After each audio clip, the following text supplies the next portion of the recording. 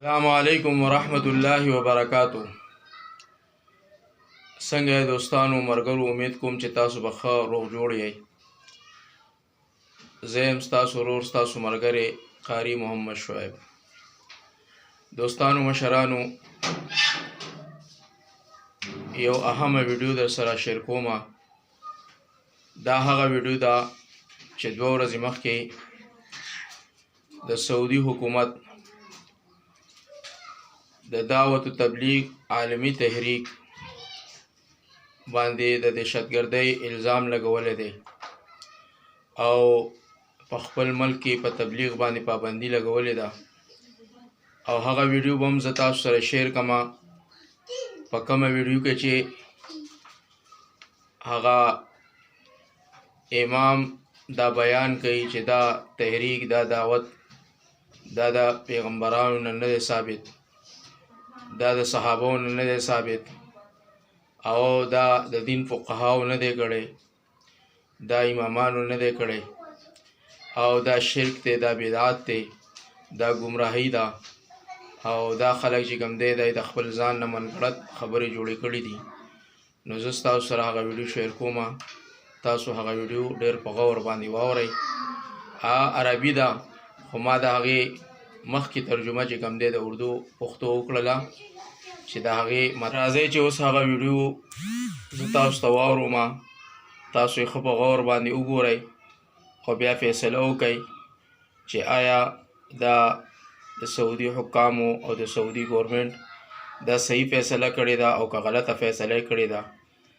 هغه په هغه خپل خطبه کې چې کوم دی دا وایي چې دا منګړت کار دی، دا د خپل ځان نه چې کوم دی خبرې جوړوي او دا شرک دی، دا بدعت دی او مشرکانه عقاید دي د دوی او دارنګې د شرک فتوا یې پرې لګولې ده. نو دوستانو دا د هغې خطبې ترجمه وشوه چې ما کومه تاسو ته وویله. راځئ چې اوس هغه عربي خطبه چې کوم دی واورو. التي خالفت سبيل أهل السنة في الدعوة جماعة التبليغ المسماة بجماعة الأحباب، جماعة خرافية بدعية يتحزب أفرادها على حزبهم ويأخذون البيعة من أتباعهم، وتوحيد العبادة الذي هو الغاية من بعث الرسل لا تدعو هذه الجماعة إليه، وكلمة التوحيد لا إله إلا الله تفسرها بغير ما دلت عليه. ورسل الله أيها المؤمنون ابتدأوا دعوتهم بتوحيد العبادة فقالوا لقومهم أول ما قالوا اعبدوا الله ما لكم من إله غيره. وهذه الجماعة تترك سبيل الرسل في الدعوة، بل وربما عادت من يدعو إلى التوحيد جماعة لا تحذر من الشرك بل تنهى وتزجر عن ذلك وتدع الناس ما هم عليه من خرافاتهم وبدعهم وتعلقهم بالقبور والأضرحة.